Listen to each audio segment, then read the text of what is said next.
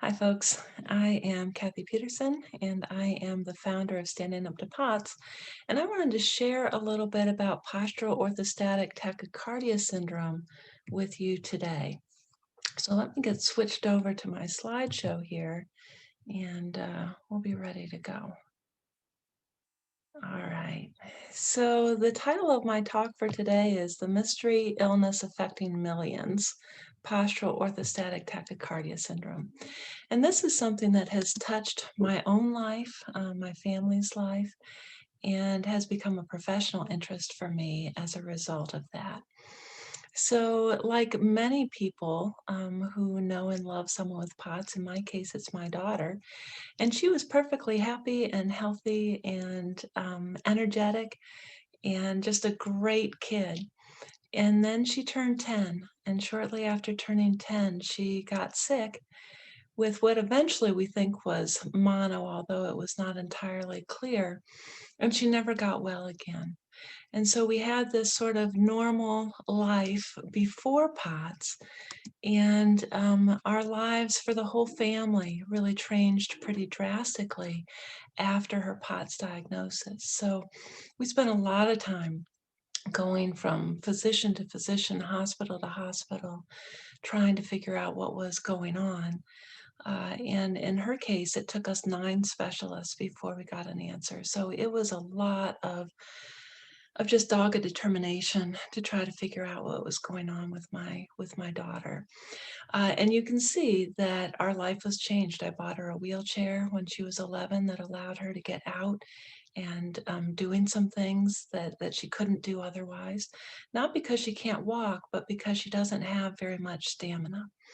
And so while there are certainly happy moments in our life in the last 8 years, and you can see her high school graduation is one of those, it has been a tough road with POTS. So if you're not familiar with POTS, it's a chronic invisible illness. And postural orthostatic tachycardia syndrome can last from years to decades. And I know people that fall into the long categories for that for sure. But what's interesting about it is it can be very debilitating, but it's not a fatal disorder. And so most people with POTS will live a normal lifespan, but their quality of life often is or can be pretty severely devastated by their diagnosis. The invisible part has a couple of meanings. One is that if you run into this person at school or at work or in the grocery store, it's not obvious that they have an illness. There's no hair loss or signs of bloating that you might see with steroids or something like that. But also to the clinician, it can be invisible. So people come in with nondescript symptoms. I'm going to talk about symptoms here in a little bit. And even the most fastidious healthcare provider, when they run the blood panels and the urine panels and maybe even some imaging, everything comes back normal. And if that practitioner is not aware of dysautonomia and POTS, it can be a real head scratcher. It's really a problem. The average time from the onset of symptoms to diagnosis right now is about 2 years. When my daughter was diagnosed 8 years ago, it was 6 years to get diagnosis. So we're moving in the right direction, but there's still a lot of work to do to get this diagnosed more quickly. And for the illness part of it, even though that person may look perfectly healthy and well, the average POTS patient has about 16 different symptoms. And so they're really debilitated by this illness. And often these symptoms cross different organ systems. So neurological, cardiovascular, and gastrointestinal are the most common. And again, if the healthcare practitioner is not aware of dysautonomia, they're really puzzled by the span of these systems and why they're seeing so many different issues across different organ systems. So if we can't diagnose it with blood tests or urine tests or imaging, how do we diagnose it? And the answer is pretty simple. It's something called a tilt table test. You may have heard of this. It's often used in older people to look for heart conditions, but this is really the gold standard right now for diagnosis of POTS. And so the way it works is you have the person lay on the table for at least 10 minutes, and they get baseline readings. So they'll get a baseline heart rate and a baseline blood pressure. And then they elevate them to 70 degrees. You can see that in the top picture there. They've got them strapped in, and what they don't want is them to engage their leg muscles, the buttocks, the lower back. They really want to keep it very relaxed there to see what happens with the blood flow and the heart rate. And so they'll do that for 10 minutes or so, and they'll take the heart rate constantly and they'll take the blood pressure every 2 minutes. You can see my daughter in the bottom picture, and the cords that she has hooked up was for a QSART that was being run at the same time as the tilt table. So this was looking for other autonomic functions, looking for her sweat production, actually. And so once they're tilted up to that 70 degrees, they will take the blood pressure every 2 minutes. In order to get the POTS diagnosis, the heart rate needs to increase, but the blood pressure needs to stay relatively stable when they're standing. So for an adult, needs to be an increase in heart rate of 30 beats per minute or more.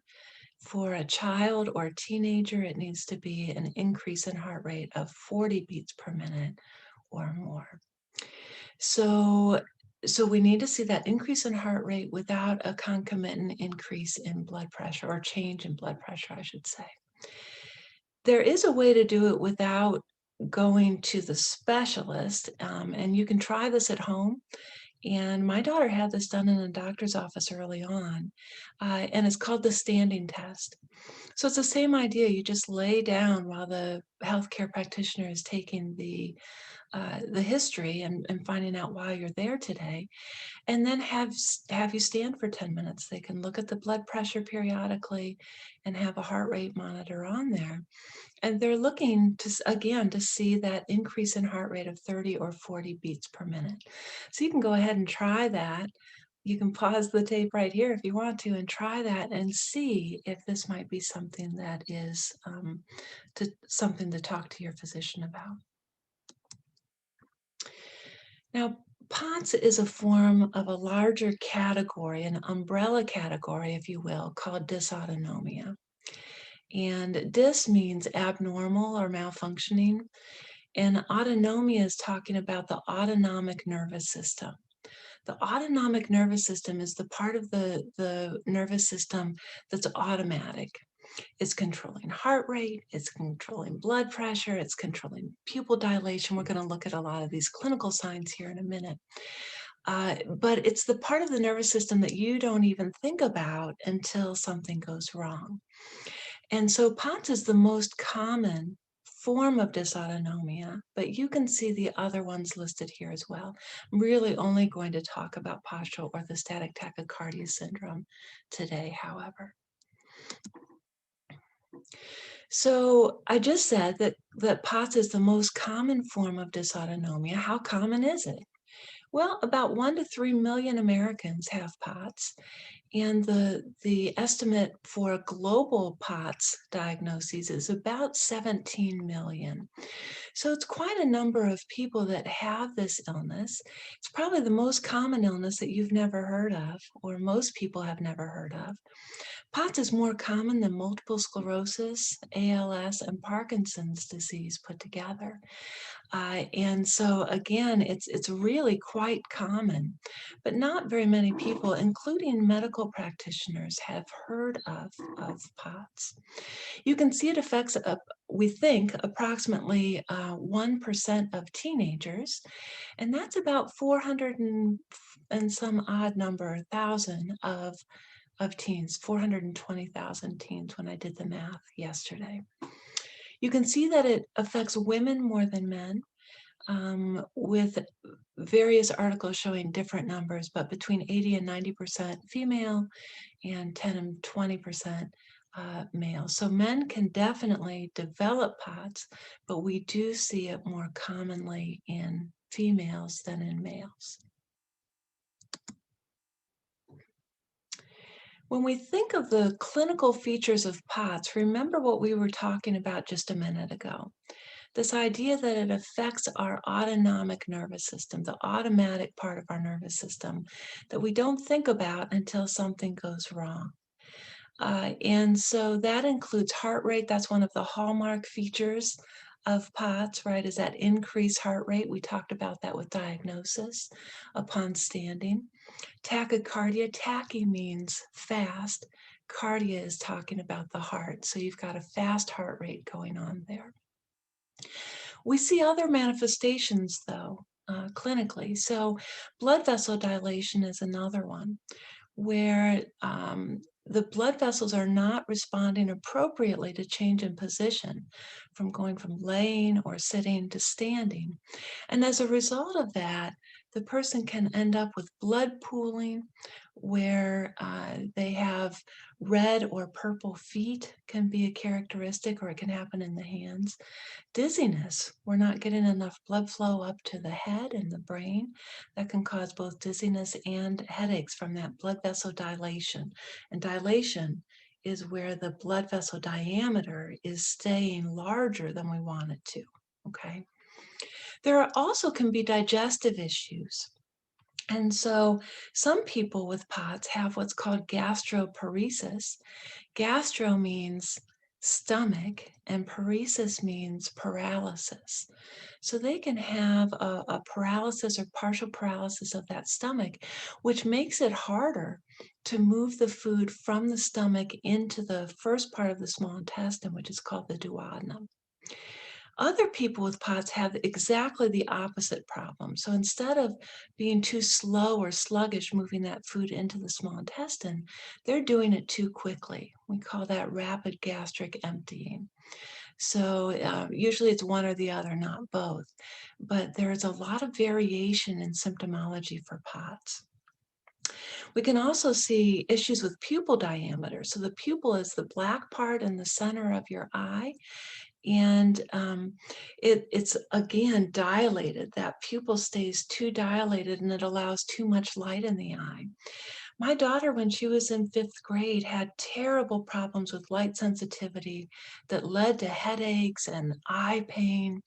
And so I literally wrote to the principal asking permission for her to wear a baseball cap or sunglasses, and sort of to put my daughter in a dark corner because she was so sensitive to light. And at that point, she was moving across different teachers' rotation. And some teachers turned off the lights for the whole classroom and moved her away from the windows. Others allowed her to wear those sunglasses in class. But this was a real issue for her when she was younger. Body temperature issues as well. And so we think of hot flashes a lot of times in people more my age, right? Women that are approaching menopause or in menopause.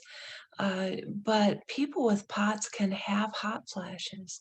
So my daughter was 10 when she got ill. So 10, 11, 12 years old, and all of a sudden her face would turn red. She'd start to sweat. If she had a sweatshirt or something on, she's peeling that stuff off. It was really miserable. And a couple of hours later, she's freezing. We're piling 4 blankets on top of her. So again, it's that autonomic nervous system not allowing her to control her body temperature appropriately. So we've talked about some of these symptoms. This is an article coming out of Shaw's lab a year ago or 2 years ago. And you can see a lot of the things that we've sort of been talking about already. So some of the things that are related to blood pooling, lightheadedness, the increased heart rate, that hallmark symptom of tachycardia. Presyncope, that's the feeling like you're going to faint. And so some people with POTS feel like they're going to faint and they can sit down and avoid it. Other people don't have that warning. About 40% of people with POTS faint fairly regularly. Headaches, brain fog. We talk a lot in the chronic illness community about brain fog with problems paying attention, concentrating, that sort of thing. So there are a lot of symptoms. Remember, the average POTS patient has 16 symptoms that they're dealing with, can really be debilitating. I did a paper in a study with a friend of mine on the Standing Up to POTS board of directors, Jill Brook, and we found that of the people that took our survey, and we had well over 500 people participate, that 30% of the POTS patients required help with what are called activities of daily living. And so things that, again, most people sort of take for granted can be a real problem for people, especially on the more severe end of the spectrum of POTS. So I sponsor a 5K at Wittenberg every year. And one of the first years we had a teenager with a walker who was there, who was really proud to be walking. Almost every year we have teens in wheelchairs that come, and some older folks as well, not just teenagers. So walking can be a problem. Again, not that their legs are paralyzed, but that stamina is such a real problem. And that makes shopping and standing to cook real issues. So as people are in their 20s, 30s, 40s, they've got to take care of themselves and maybe their families. This can be really a debilitating problem. Some people have even more severe issues where they need help with, again, some of these more personal activities of daily living, like brushing their hair or teeth, bathing. A lot of people with POTS will use a shower chair so that they can sit down as they're showering, to decrease the likelihood of fainting, of passing out in the shower, and maybe with dressing themselves as well. And so, again, a lot of times we think of this in maybe elderly people, but we're talking about people in their teens, 20s, 30s, 40s, 50s, who really should not have to be dealing with these kinds of issues. So the question is, what triggers POTS, right? Why are some people getting this disorder? And it's a complicated issue. We don't know the answer to that, is the truth of it. So about 40% of people, like my daughter, develop POTS after infection. So in my daughter's case, we think it was mono. Some people get it after Lyme disease. COVID now, I'm going to talk a little bit later about COVID, but COVID and long haul syndrome is looking like chronic fatigue syndrome and myalgic encephalomyelitis, but also postural orthostatic tachycardia syndrome. So I'll come back and talk about that. In about 12% of people, they report that their first symptoms started after surgery, about 9% after pregnancy. About 6% report it happening after the second or third HPV vaccine. What's interesting about that, though, and again, this paper is 2 years old, there's just a consensus statement coming out saying that there's not good evidence for HPV vaccine triggering POTS. And the issue here is that puberty and the HPV vaccine come together, right? And so those are sort of concomitant and may be hard to separate. Same thing with trauma and concussion. But when we look at these triggers, think about it. Maybe you've had mono, or you've had the flu, or you've had some other viral illness, and you didn't get POTS. Why do some people get it and some people don't? Maybe you've had a concussion, or you know someone who has, and they didn't get POTS, right? But somebody else does. So these triggers are not the whole story. The story, I think, is a complicated one. We're really watching the science of POTS develop right now. So let me talk just a little bit about POTS physiology and then some of the things that we think may be causing these symptoms that we're seeing. So I already said one of the hallmark features of POTS is that increase in heart rate when standing. Another hallmark feature is called orthostatic intolerance.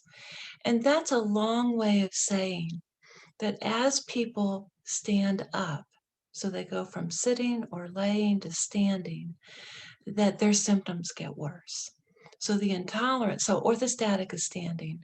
Intolerance is that they feel much worse, and they actually get relief when they sit down or lay down again. So that's a hallmark of a number of these chronic invisible illnesses, but certainly of POTS. So I've got some EKGs here that you can look at. A normal resting heart rate is 60 to 100 beats per minute.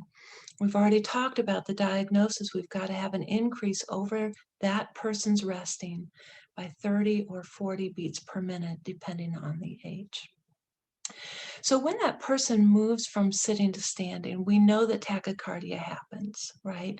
That's what we're measuring in the standing test or on the tilt table test. The question is why? And I think there are a couple of different reasons here. One is that as we stand, we're going to talk about in a minute hypovolemia. There's not enough blood in the body of someone with POTS. At least that's one hypothesis of what's going on with POTS. And so as the person stands and their blood volume starts to drop a little bit, the brain senses that. So the brain up here is no longer getting enough blood supply. And it doesn't like that, right? So the sympathetic nervous system in our brain can release a neurotransmitter, and also it can be a hormone called norepinephrine. And this is like adrenaline for the body, right? And so it'll help us to increase that heart rate. The other thing that we see is that our blood vessels, so the blood in our body is sinking when we stand. It's leaving the head and chest area. We're representing that in black, and it's dropping down into the abdomen and legs. And the purple here in the legs and feet is supposed to represent blood pooling. That literally, as that person stands, their legs become red or purple over time. Often in a shower where you've got that vasodilation from the heat of the water, it can really exacerbate that problem. There are also pressure receptors called baroreceptors in some of our blood vessels. And those baroreceptors, particularly up high, where they're not getting enough blood, are sending signals to the heart as well. So the sympathetic nervous system says, let's increase the heart rate. And these baroreceptors start saying, let's increase the heart rate. And so that results in this tachycardia. Now, there are three main theories right now in the literature about what might be underlying all of this. So we've talked about the triggers like infection or concussion or surgery, and we've talked about the orthostatic intolerance. The question is, what's really going on? And like COVID right now, where we're watching science in action, the science for POTS is just booming now. When my daughter was diagnosed 8 years ago, there was not much out there. There was not much out there on the internet. There was not much in the way of research, and it is really starting to be looked at now. Thank goodness, right? From those of us that live in the POTS community, or parents like I am that live with one foot in that POTS community. So it's a complicated story, and there's probably overlap between the three that I'm going to present to you. But these are the most common ones that I see in the literature. And one is hypovolemia. Hypo means low or below, and volemia is volume of blood, so volume and blood condition. So we've got too little blood volume in the body. And there's circumstantial evidence for this. Okay, so one piece of circumstantial evidence is that POTS is 4 times more likely in children. This study was done in children who drink less than 800 milliliters of fluids per day, so water or milk or juice, whatever. And so the 9th specialist that we saw asked some really strange questions. And one of those was, how much does she drink a day? And so we did the calculations, and she was less than 800 milliliters per day. I'm sorry to say, I was embarrassed by that as a parent. But I hadn't really switched my kids at that point from sort of the smaller glasses that you use in kids to the adult size. Boy, we did that pretty quickly. And this physician was a rheumatologist. He said, I want you to go home and I want you to really increase her fluid intake and give her salty foods and check back with me in a month if she's not better. So we did. And unfortunately, that was not enough for my daughter. And he had 2 tests in mind, and one of them was the tilt table test, right? But what we also know, and if you are a member of the POTS community, you may know that increasing that fluid intake and salt intake can help to decrease symptoms. It may not be the end all and be all, but it does help. Now, the research, and I'm not going to be comprehensive here, but I'm just giving a good overview. The research shows that there is poor peripheral vasoconstriction. So not enough. So vasoconstriction, if this is my blood vessel, would be decreasing the diameter. So we're talking about that blood vessel being dilated. And then as I stand, we want it to constrict to help get that blood back up towards the heart. So poor peripheral, that means away from the heart, vasoconstriction, primarily in the spleen and our organs, and in the calf, so the lower part of the leg. And what that does, and that was that picture, remember, where there's not much blood in the upper part of the body and it's all sort of sinking towards the bottom, leads to low venous return or low blood return to the heart. Now, when we look at some hormones that are supposed to help us keep that up, we also see some abnormalities in POTS patients. And so one of these is a hormone called aldosterone. Okay, aldosterone. And aldosterone is released by this little gland on top of the kidney that's called the adrenal gland. And the adrenal gland is not releasing enough aldosterone in people with POTS. So the levels are too low. Now, here's what normally aldosterone would do. Aldosterone is going to cause us to retain sodium, to put sodium back into the bloodstream. And where sodium goes, water always follows. So by manipulating sodium, putting it back into the blood at the level of our kidney, then we move more water into the blood, and that increases our blood pressure. So when aldosterone levels are low, that's going to bring that blood pressure down. Okay, we're not making as much blood, right? We're not putting the sodium in, then we're not putting the water into the plasma. The other thing that we see is a little bit more complicated, and there's another hormone called renin that's being released by the kidney, and renin is also low. Now, here's the interesting thing about renin.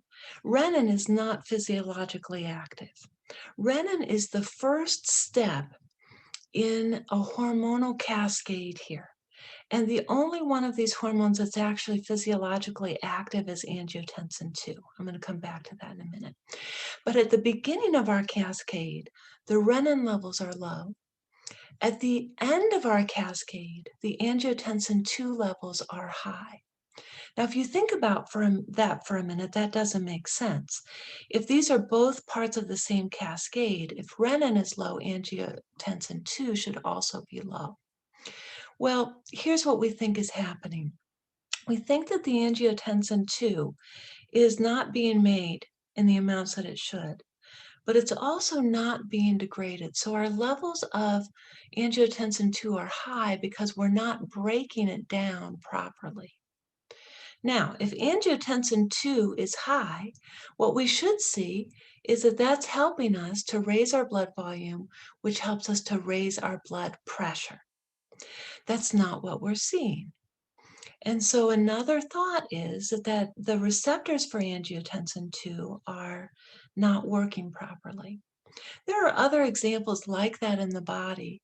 Diabetes type 2 is one of those, where there's plenty of insulin in type 2 diabetes, but the insulin receptors are not very sensitive to it, right? We think it may be the same thing here, where the angiotensin 2 levels are plenty high, but the receptors are not sensitive. And so as a result, again, our blood volume goes down, and maybe that's part of the reason that people develop orthostatic intolerance and POTS. Another theme that you'd see in the literature, if you were reading that literature, is that perhaps POTS is being caused by a hyperadrenergic state. And we don't know, and there may be overlap again between these.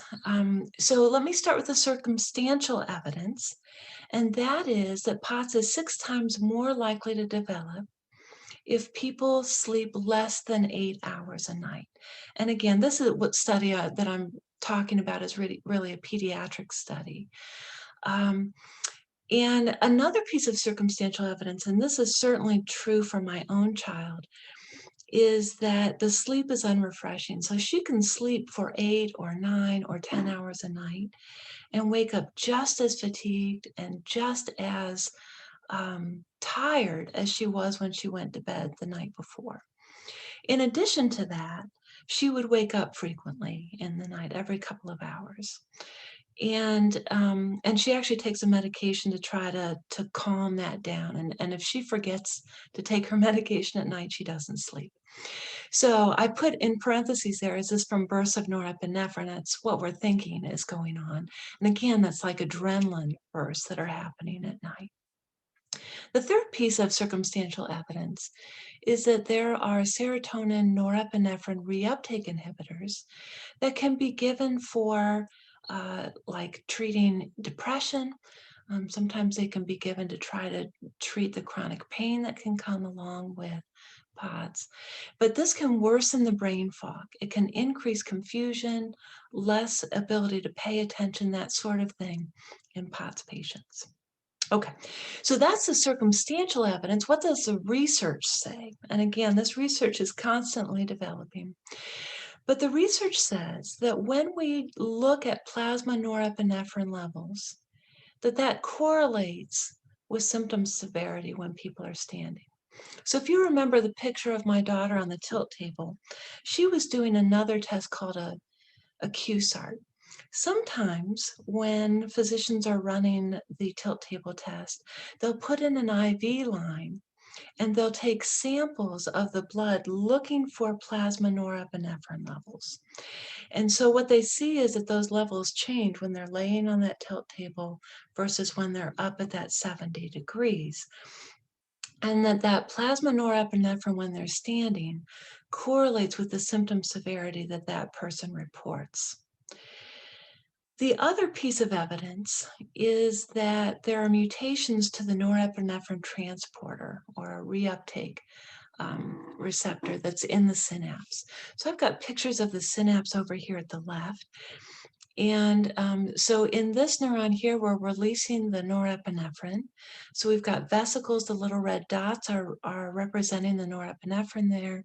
Those vesicles are going to fuse with the membrane and release that norepinephrine or that neurotransmitter into the synapse. They'll normally go and bind to the receptors on the postsynaptic side. And then typically what happens, our nervous system is a good recycler. So there's a transporter, or up here we were calling them reuptake receptors. It's the same thing. And they will allow us to take that norepinephrine back into the cell that released it. When we're taking that reuptake receptor medication, or if we've got mutations to that norepinephrine transporter, what happens is we leave more norepinephrine in the synapse. And we know that in people that have this kind of transporter issue, that that they show POTS symptoms, right? So this is a genetic cause of POTS. It's rare, but it is a known underlying cause of POTS. So Hypovolemia is one potential cause. Hyperadrenergic state is another potential cause. The third one is autoimmunity. Is POTS an autoimmune disorder? And again, remember I said that there's a lot of overlap that can happen between these, and it may be that it's some combination of these possibilities. So again, let me talk about the circumstantial evidence first. We know that 40% of POTS patients develop their symptoms after an infection. That was true for my daughter. That's true for about 40% of people. And again, we're seeing this with COVID right now. And POTS looks to be part of this long haul syndrome that you're hearing about related to COVID.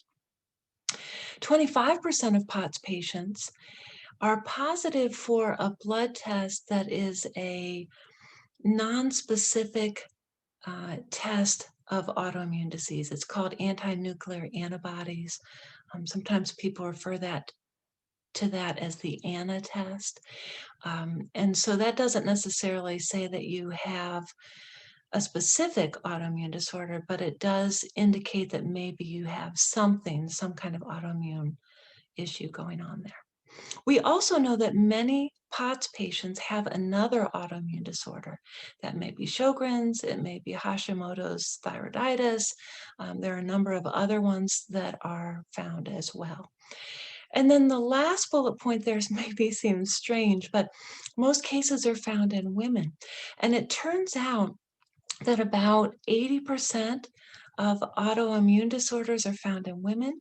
And remember what we're seeing with POTS, depending on the article, it'll say between 80 and 90% of POTS patients are women. And so again, circumstantial evidence to be sure. What does the research say?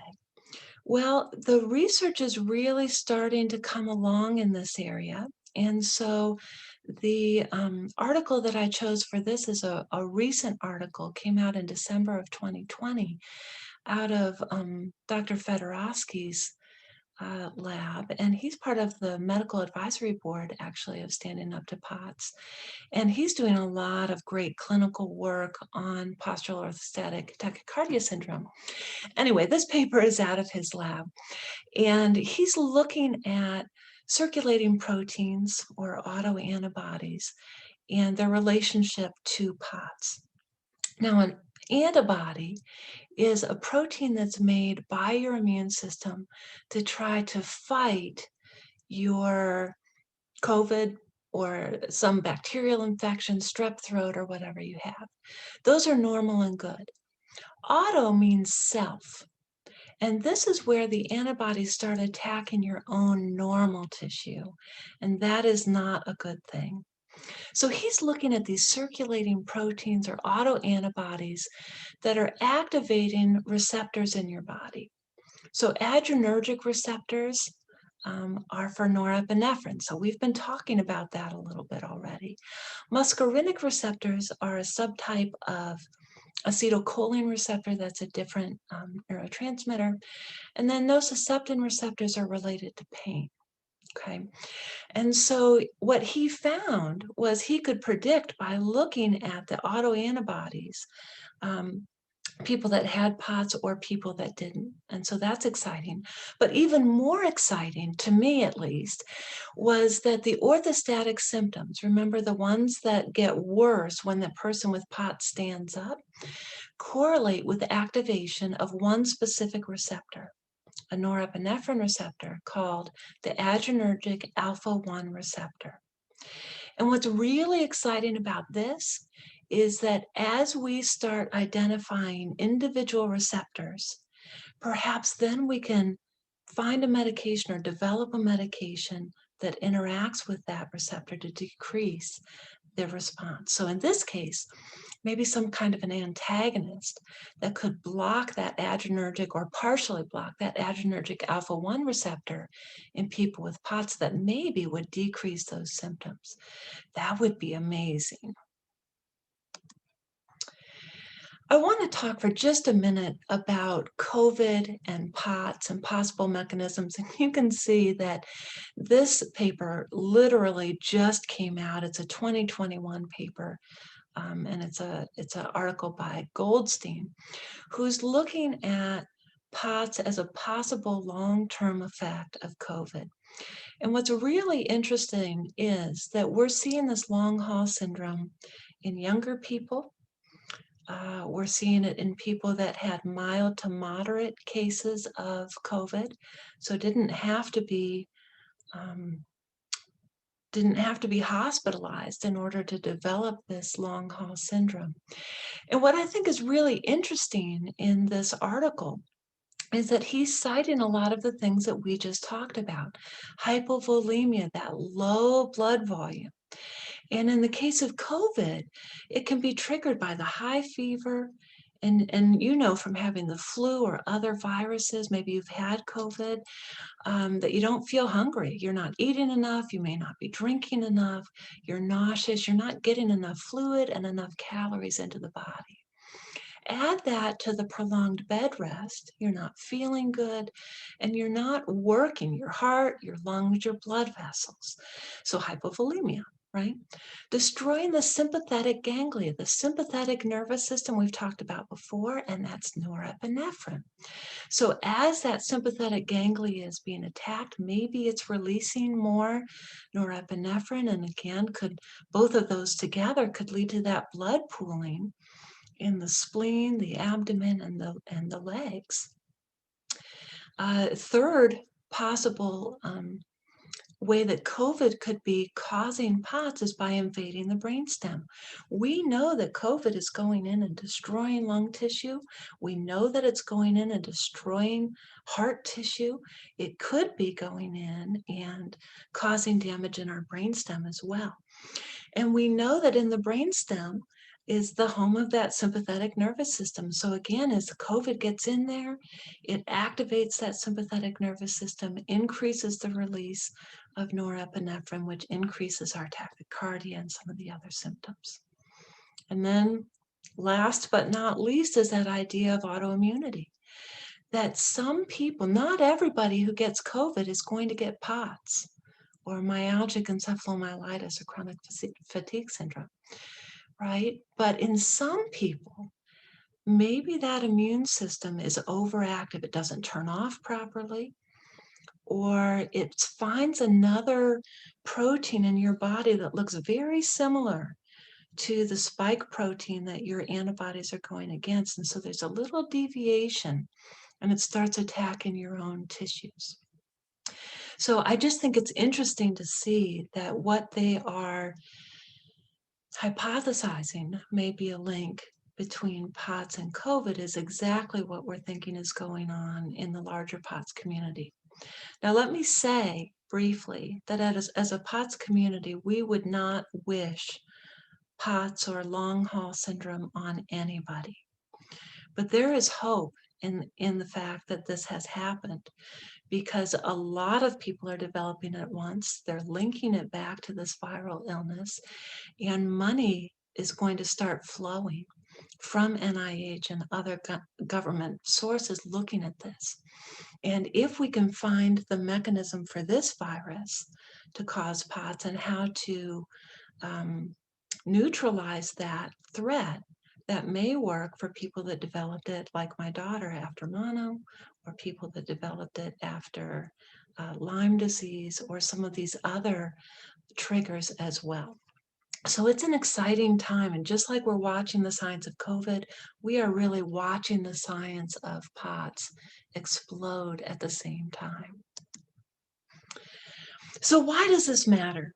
I've spent some time talking about triggers and possible underlying causes, and you probably have figured out by now that the reason that it matters is the way that we treat.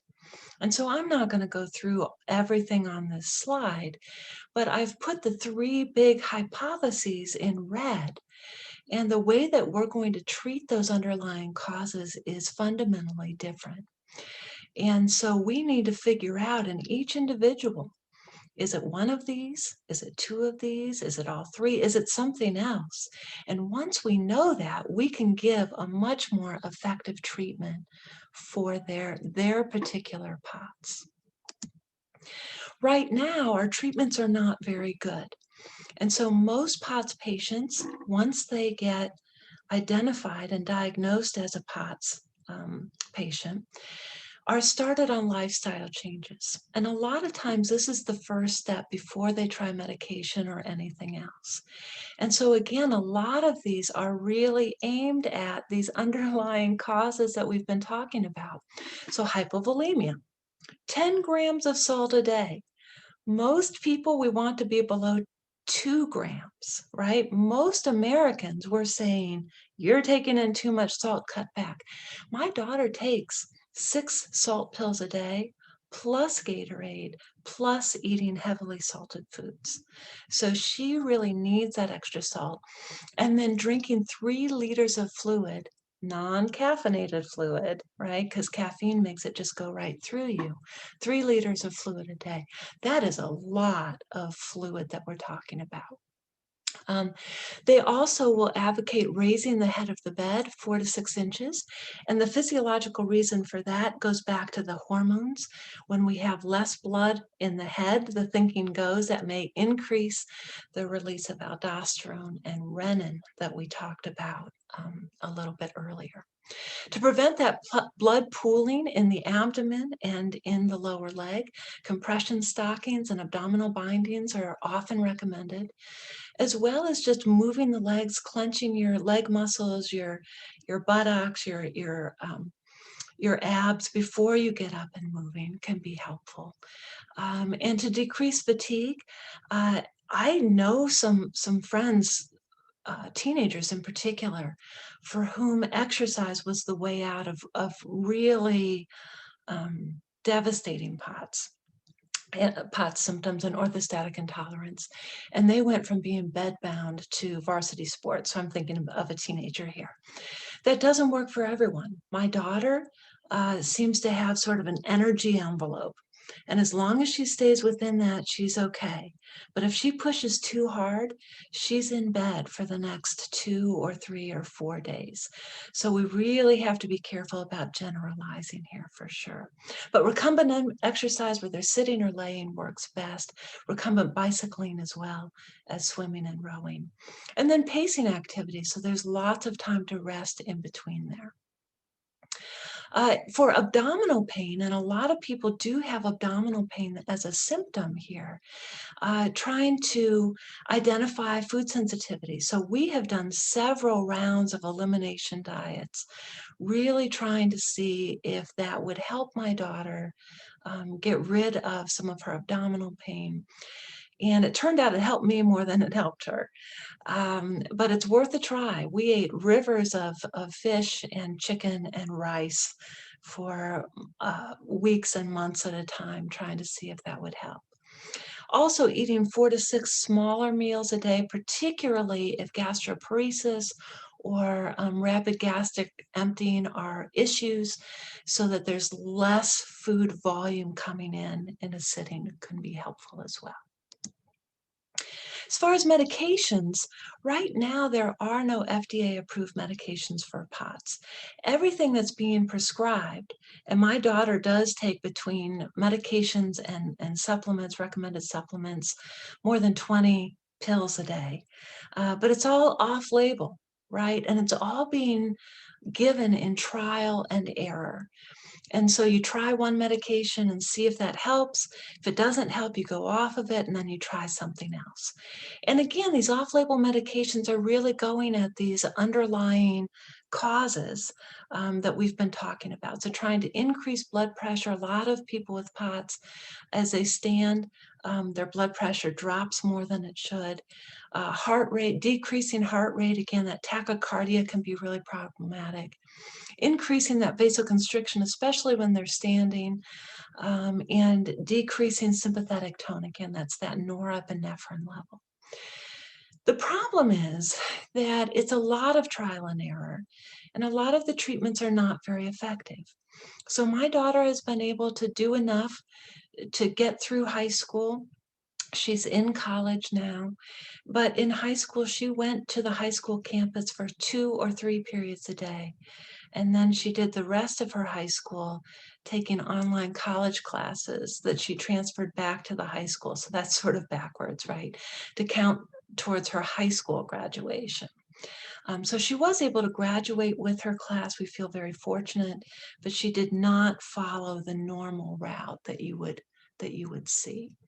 We need more research, right? We need to understand the underlying causes, and then we need to know which groups would benefit from which types of interventions. So I appreciate your attention as we've gone through this, and I want to leave you with this graphic. I love this idea that when you see someone in your life with POTS, or maybe you're the one with POTS, a lot of times they put on a mask when they go into public. That's what my daughter says, at least, where literally she consciously tries to smile and be upbeat and hide so much of her living experience, right? So she'll smile and she'll talk to people and she will do her schoolwork, and then she comes home and she's just absolutely exhausted. She collapses into the recliner, and it takes her a while to rebound. She feels that pain and the fatigue and the insomnia and the nausea, and all of these things come back to the surface. She can't hide that forever, right? And so we need to remember, as clinicians, as family members, as friends, that this is invisible. It's really difficult to understand what's going on if you're not living it yourself. And I think sometimes, even as a family member, I'm guilty of forgetting that myself, right? And so there's a lot of work to be done. That cause is uncertain and varied. The treatments have a long way to go. There are lots of physicians who are doing good work and trying, but they need more support. They need more help. So we need researchers. We need um, lots of people to become aware of postural orthostatic tachycardia and work towards better answers to help people live their best life now, improve their quality of life now. Thank you for listening, and I hope you have a great rest of your day.